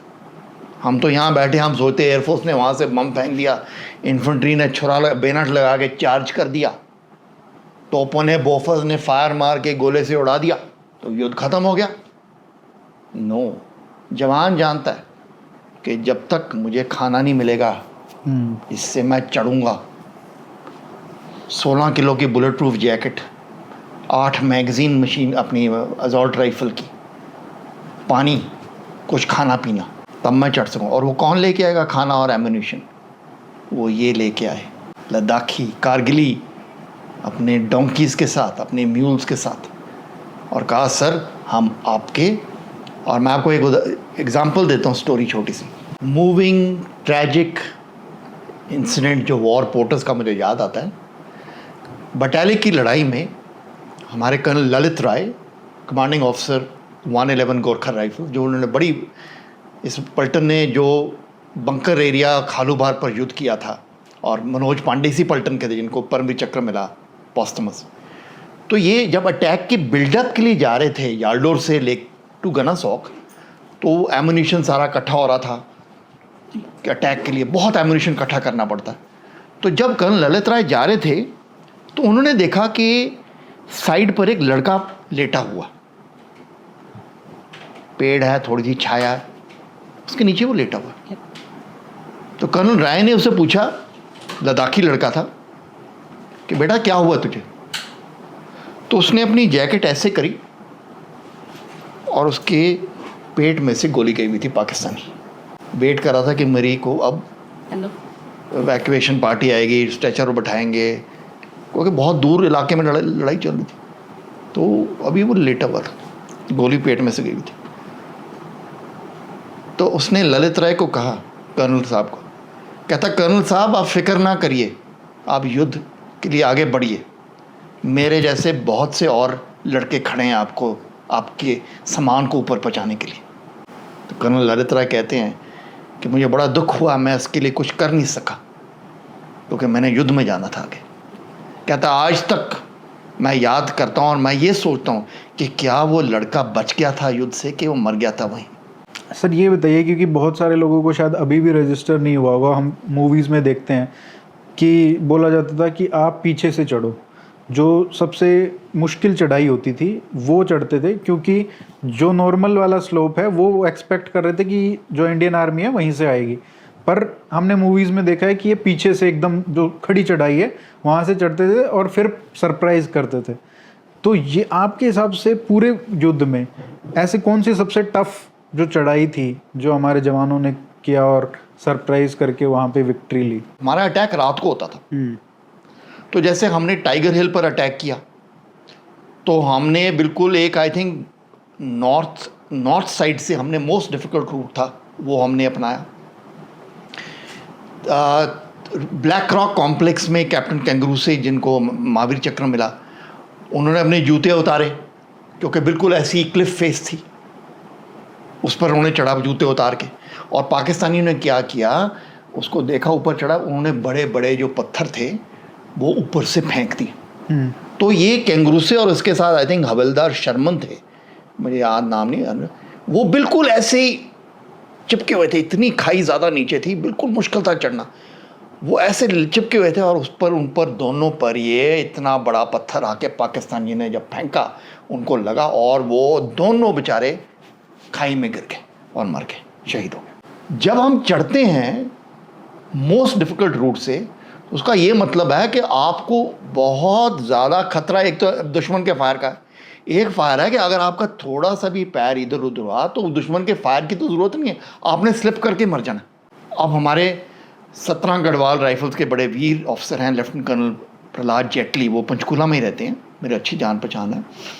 जब 29 और 30 जून की रात को काला पत्थर पर 17 गढ़वाल राइफल ने अटैक किया तो ये चढ़ गए अपना। जब ये थोड़ी सी सुबह 3 साढ़े 3 बजे लाइट आई तो इन्होंने, तो इनकी होश उड़ गई, क्योंकि ये तो बिल्कुल इतने मुश्किल पहाड़ी पर चढ़े हुए थे, रात को पता नहीं चला कहाँ चढ़ गए। जब देखा तो बिल्कुल ऐसी हज़ारों फुट नीचे गिर रहा है। तब पाकिस्तान ने अपनी मशीन गनों से फायर खोल दिया। तो जेटली को 3 गोलियां लगी मशीन गन की, 3 गोलियां लगी, प्लस जो गोलियां मिस करी उनको, जो उनसे मिस हुई वो पत्थरों पर लगी। पत्थर पर लग के जो गोली होती है ना, वो स्पिंटर हो जाती है, उसके टुकड़े हो जाते हैं। वो जो टुकड़े होते हैं ना, वो लग के बाउंस बैक करते हैं, रिकोशे जिसे कहते हैं, और उनके पैरों में, लातों में घुस गए और वो 20 फुट वहां से गिरे जब गोली का इम्पैक्ट पड़ा। 20 फुट नीचे गए, 3 गोलियां तो वैसी लगी उन पर और वो वहीं गिरे पड़े और उनको बहुत देर लगी आहिस्ता आहिस्ता वहाँ से उतर के। 3 गोलियां पैरों में लगी हैं, वो आहिस्ता उनको 2-3 दिन लग गए थे नीचे पहुँचने तक और फिर कितने महीने अस्पताल में रहे। आज भी उनकी लातों में वो छोटी छोटी गोलियां जो टूट के लगी ना पत्थरों पर, आज भी उनकी लातों में घुसी हुई हैं, क्योंकि डॉक्टर निकाल नहीं सकते। ये किसी को पता नहीं होगा ज़्यादा कि एक तो गोली लगती है सीधी, एक जब गोली लगती है पत्थर पर तो उसके छोटे छोटे टुकड़े होके वो वापस आपको हिट करती है और वो अंदर घुस जाती है बहुत। तो छोटे छोटे टुकड़े हैं उनके, जैसे जेटली की लातों में 12 ऐसे टुकड़े हैं। उनके जो ब्रदर ऑफिसर थे, उनके साथ अफसर थे, लेफ्टिनेंट राजेश भनोट, वो न्यू चंडीगढ़ में रहते हैं, वो भी 17 गढ़वाल राइफल के, उनको भी गोली लगी जब वो चढ़ रहे थे वही बम्प 2 पर। उनके 20 ऐसे छोटी छोटी चीज़ें पड़ी, ये गोलियों के स्प्लिंटर पड़े आज तक उनकी बॉडी में। तो वो मुझे हंस में कह रहे थे कि जब मैं एयरपोर्ट पर जाता हूँ तो CIA से भले रोक लेते हैं क्योंकि उनके मेटल डिटेक्टर में आ जाता है कि आप पर मेटल है। तो वो कहता मैं नहीं मेटल, मेरी तो लातों में वो पाकिस्तानी बुलेट्स की वो चिथड़े पड़े हुए हैं। और कैसे एक्सप्लेन करें उनको। तो ये हमारे अनसंग हीरोज़ हैं, इनको कोई गैलेंट्री मेडल नहीं मिला। अब देखिए कर्नल जेटली को 3 गोलियां लगी, 20 फुट नीचे गिरे वो इम्पैक्ट के साथ। ये शुक्र करो मौत नहीं होगी कि बिल्कुल खाई में नहीं गिरे, बच गए। 2-3 दिन लगे वहाँ से अपने आप को क्रॉल करके नीचे बेस में पहुँचने के। अब उनको कोई जानता है, कोई गैलेंट्री मेडल मिला उन्हें? ये हैं हमारे जवान, ये हैं हमारे अफसर जिनके कंधों पर आज ये देश आज़ाद है। ये नहीं कि 2-3 नाम जो हम हर कारगिल विजय दिवस पर लेते हैं उनके बल, उन पर नहीं, सिर्फ ये सारे जो लड़के हैं, ये खच्चर जो उनके लिए गोलियां लेके गए, खाना लेके गए, ये आर्मी मेडिकल कोर के जो लड़के थे, उन्होंने कितनी जाने बचाई। फटे हुए इसकी आर्म मिसिंग है, लात उड़ी हुई है, मुंह पर गोली लगी हुई है, आंख फटी हुई है, उनको उन्होंने हौसला दिया, फिक्र ना कर, मैं आ गया हूँ ना, मैं पट्टी लगा के इंजेक्शन दे के तुझे बचा लूँगा, फिक्र ना कर। कितने ऑफिसर्स को, जवानों को उन्होंने बचाया। यस, क्योंकि जवान को हौसला था कि हमारे रेजिमेंटल मेडिकल जैसे RMO कहते हैं, वो और उसकी टीम मुझे बचा लेगी। जवान जब फौज युद्ध में जाती है, जब गोलियां शुरू होती हैं, तो जवान अपने आप को एक बात कहता है, वो कहता है कि मेरे नाम पर कोई गोली नहीं लिखी, बेटा चल पड़, कोई बात नहीं, मेरे नाम पर कोई गोली नहीं लिखी। तो वो हौसले से वो चलता है। डॉक्टर उसे कह के जाता है, कहता बेटा गोली लग भी गई ना तो मैं तेरे साथ हूँ, मैं तुझे ठीक कर दूंगा, तुझे बचा लूँगा, तू जा युद्ध में। तो वो युद्ध पर चल पड़ता है, क्योंकि अरिहंत जब गोली चलती है ना तो अच्छे अच्छे आदमियों की नीयत बदल जाती है। उनको याद आती मेरे बच्चे, मेरे बीवी, मेरा घर, वो फिर बहाना ढूंढते हैं। कुछ ऐसे भी हमारे जवान थे, कुछ ऐसे भी हमारे अफसर थे, वो भी बताइए, जो युद्ध में भाग गए। ऐसी भी बतानी जरूरी है। मैं उनका अफसर का नाम नहीं लेना चाहूँगा क्योंकि ऐसे कुछ काफ़ी थे। वो 2 राजपुताना राइफल्स के अफसर थे जिस बटालियन ने बहुत बड़ी बड़ी सेक्रीफाइसेस करी। उनके 4 अफसर मरे थे टाटू राजरिफ के, 4 अफसर। ये अफसर मेजर रैंक अफसर ये कहता सर मैं अटैक में नहीं जा सकता। तो कमांडिंग ऑफिसर ने बोला क्यों? कहता सर मैं ना बाथरूम में गिर गया था, मेरा गोडा नहीं चलता। कमांडिंग ऑफिसर जान गया कि झूठ बोल रहा है। फिर उसका मेडिकल बोर्ड बैठाया, बोर्ड कहता ये तो झूठ बोल रहा है। युद्ध के बाद कोर्ट मार्शल हुआ उस ऑफिसर का जो मेजर था और उसको सर्विस से डिसमिस किया। ऐसे थे हमारे अफसर कुछ, और कुछ जवान जो क्या करते थे, पानी में साबुन घोल देते थे। पानी में अगर आप साबुन घोल दो और पी लो तो आपको गश्तें लग जाएंगी। तो कह दे हमारे तो गश्तें लगी, हम अटैक में नहीं जा सकते। अस्पताल में भर्ती हो जाते थे, जो फील्ड हॉस्पिटल था जो युद्ध के मैदान में। तो मैं कहता हूँ जिन हमारे लड़कों ने ऐसे हरकतें नहीं करी और अपनी छाती खुली करके गोलियों को फेस किया, उनको हमें सब सलूट करना है, क्योंकि ऐसे भी तो थे जो भाग्य थे, जो घर बैठे हैं और अपनी जान बचा के, और वो जो हमारे लड़के वहाँ मरे हैं उनकी आत्मा वहाँ घूम रही है, उनके बच्चे अपने पापा को याद करते हैं, उनकी बीवियाँ, उनके माँ बाप। बहुत सारे ऑफिसर्स ऐसे थे जिन्होंने इतनी वीरता दिखाई, जो जीवित रहे, जो शहीद नहीं हुए, पर उन्होंने बहुत अच्छा वहाँ पे परफॉर्म किया। लेकिन रैंक के आप हिसाब से देखिए, वीरता की बात करें, जो दुश्मन था, वो दुश्मन के भी जो यंग अफसर और जवान थे वो कोई कायर नहीं थे, वो भी बहुत, उन्होंने भी बड़ी तकड़ी लड़ाई लड़ी। अब मैंने अभी पाकिस्तानी अफसर पर एक स्टोरी लिखी थी कि युद्ध उसने कैसे देखा। उस पाकिस्तानी अफसर के सारे लड़के, वो 5140 है जहाँ विक्रम बत्रा को पहला परमवीर चक्र का साइटेशन मिला था, 19 और 20 जून की रात को लड़ाई हुई थी। तो उस पाकिस्तानी अफसर, वो कैप्टन था, उसके या तो लड़के वूंडेड हो गए या मर गए। तो वो अकेला हमारे ट्रुप्स जो चढ़ रहे थे उन पर आरपीजी मार रहा था। उसका नाम था कैप्टन रोमेल अक्रम। रोमेल आपको याद होगा, जर्मन आर्मी का बहुत फेमस जनरल था। तो ये जो पाकिस्तानी ऑफिसर रोमेल अक्रम है, इसका ग्रैंडफादर वर्ल्ड वॉर 2 में रोमेल के खिलाफ लड़ा था। अच्छा। तो वो रोमेल के साथ इतना इम्प्रेस हुआ कि जब इसका ये ग्रैंडसन हुआ सालों के बाद वर्ल्ड वॉर 2 के, उसने बोला मेरा जो पोता है उसको मैं रोमेल नाम रखूँगा। तो उसने उसका नाम रखा रोमेल। तो अब रोमेल अक्रम, कैप्टन रोमेल अक्रम, जो 6 नॉर्दर्न लाइट इन्फेंट्री के थे, जब वो लड़ रहे थे ऊपर, तो हमारे इंडियन स्नाइपर ने पहली गोली फायर करी इन पर। तो वो गोली इनके सिर के ऊपर से जाके पत्थर पर लगी, और वही बात हुई, पत्थर पर लग के रिकोशेट मारी और पत्थर टूटा, और पत्थर जाके पत्थर के जो स्प्लिंटर थे उनके सारे माथे पर लगे और माथा फट गया। तो इन्होंने फटाफट वापस बंकर में गए, पट्टियाँ पुट्टी लगाई, फिर वापस आए, फिर आरपीजी लेके फिर फायर मारा। अकेले रह गए थे अभी, 1 या 2 बंदे और।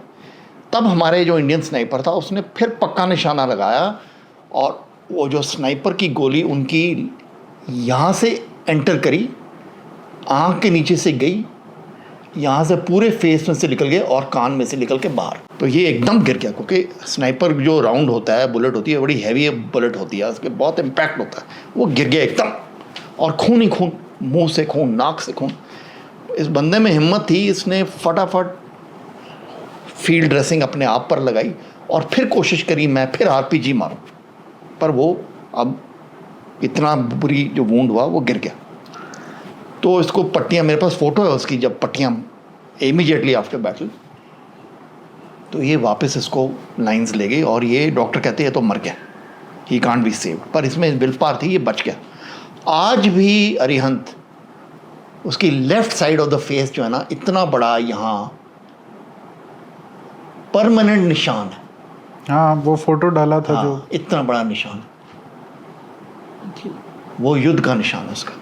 तो बहादुरी तो दोनों साइड्स में थी, जो हमारे यंग अफसर और जवान थे। आपके हिसाब से, आपने इतने सारे क्लोजली फॉलो किया, आप फ्रंट लाइंस पे थे, पर्सनली आपके हिसाब से सबसे जो आपकी फेवरेट शौर्य गाथा इस पूरे युद्ध में थी, वो आप किसको कहेंगे, अगर वो आप बता सके? मैं किसी को नहीं कहूँगा। पर्सनली कुछ तो होगा जो आपको मूव किया हो। मैं किसी को नहीं कहूँगा। मुझे हर अपने जवान और अपने जो मेरे यंग अफसर थे जो युद्ध में लड़े, मुझे उन पर सब पर प्राइड है। मैं किसी को नहीं कहूँगा कि ये इसने ज़्यादा युद्ध लड़ी, उसने घट युद्ध लड़ी। या कोई ऐसा जो आप चाहते हैं कि लोग जाने उनके बारे में? वो मैंने सारे बताए आपको एग्जांपल्स। मैं कहूँगा जो हमारी आर्टिलरी के फॉरवर्ड अफसर्स थे, जो बिल्कुल इन्फेंट्री के साथ आगे जाके देखते थे दुश्मन कहाँ बैठा है, फिर पीछे बंदूकों के साथ रिले करते थे कि यहाँ फायर मारो। उन पर भी बड़ा खतरा था, क्योंकि दुश्मन को पता था जब तक आर्टिलरी का ओपी अफसर बैठा रहेगा हमारे पर गोले गिरते रहेंगे, तो इसको ठोको पहले।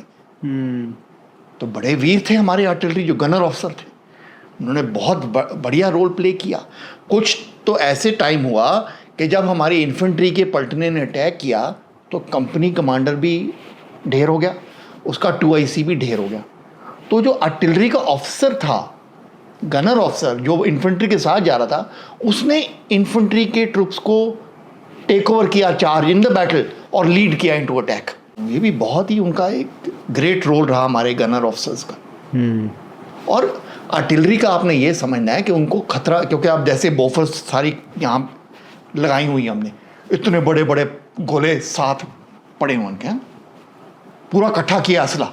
अब एक भी पाकिस्तानी शेल आके गिर गया उस गोलों में तो पूरा फट जाएगा।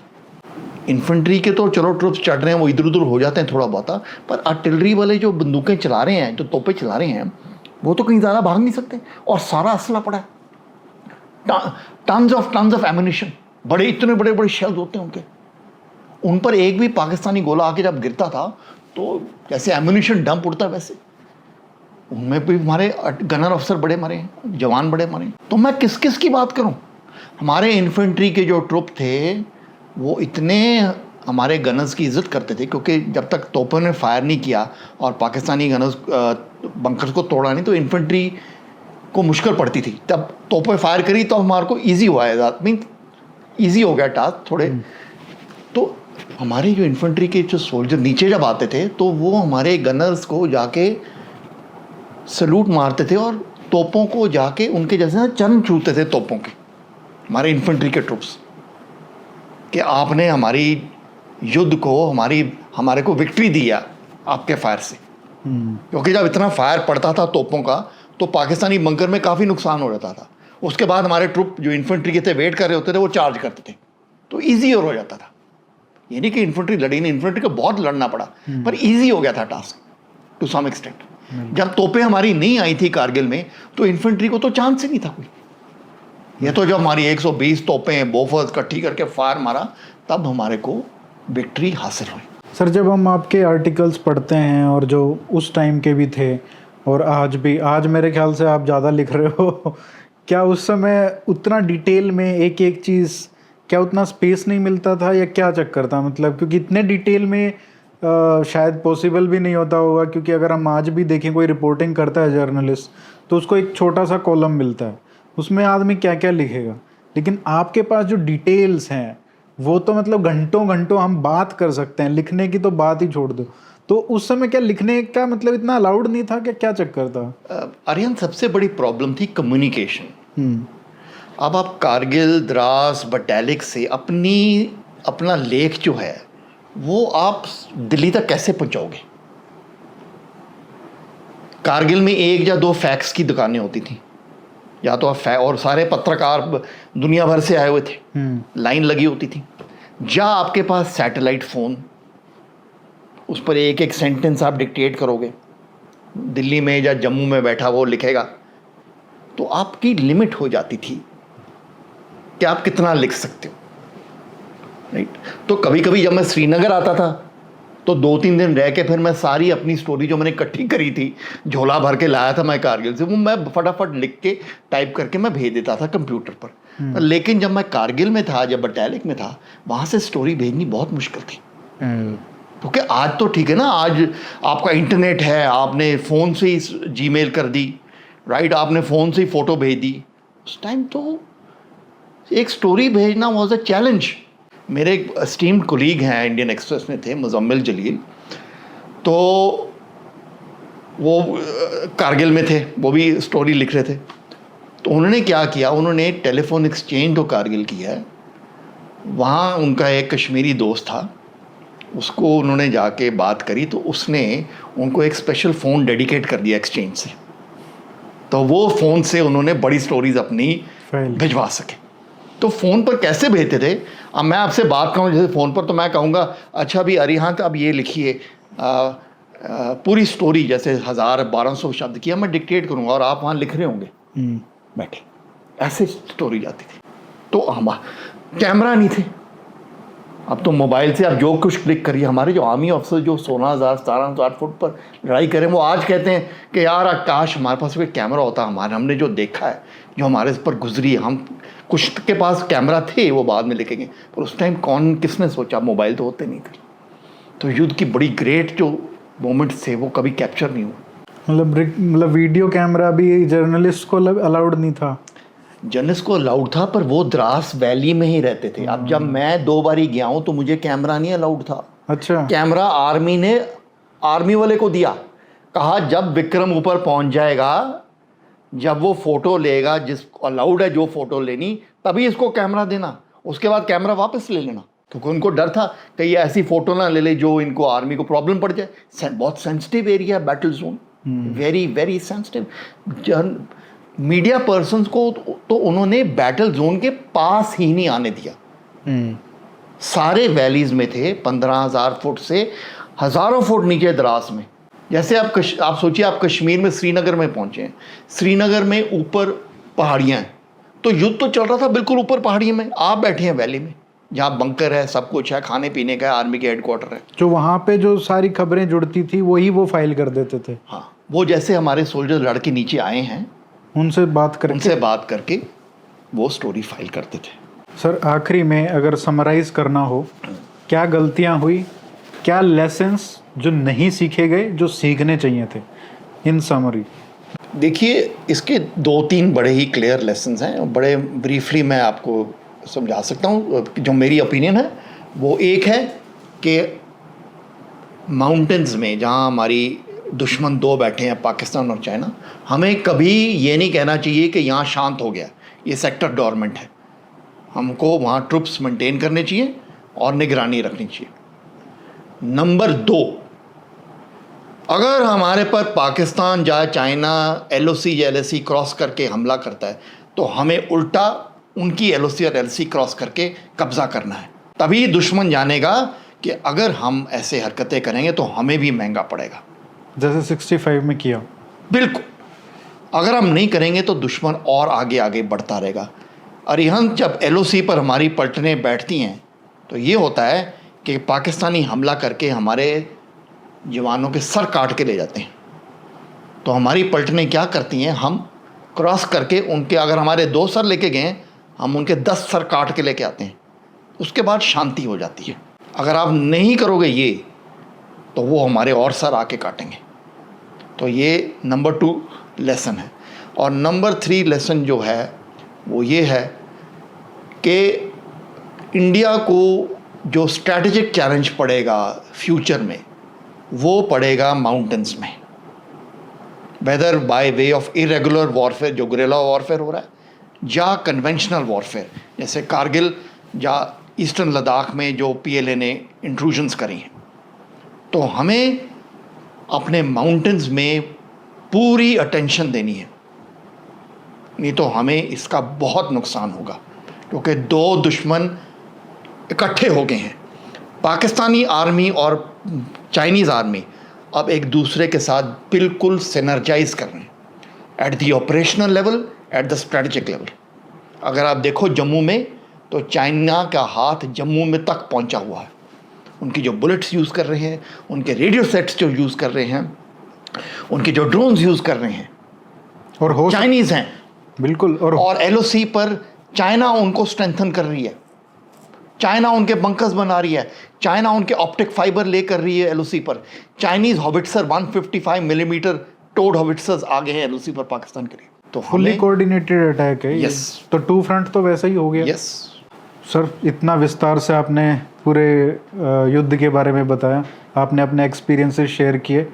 मुझे लगता है कि बहुत सारे घंटों का जो मटेरियल है, जो कहानियाँ हैं, जो स्टोरीज़ हैं, वो अभी भी बची हुई हैं, जो आपको फिर कभी शायद मिलेंगे तो बात करेंगे उस पर।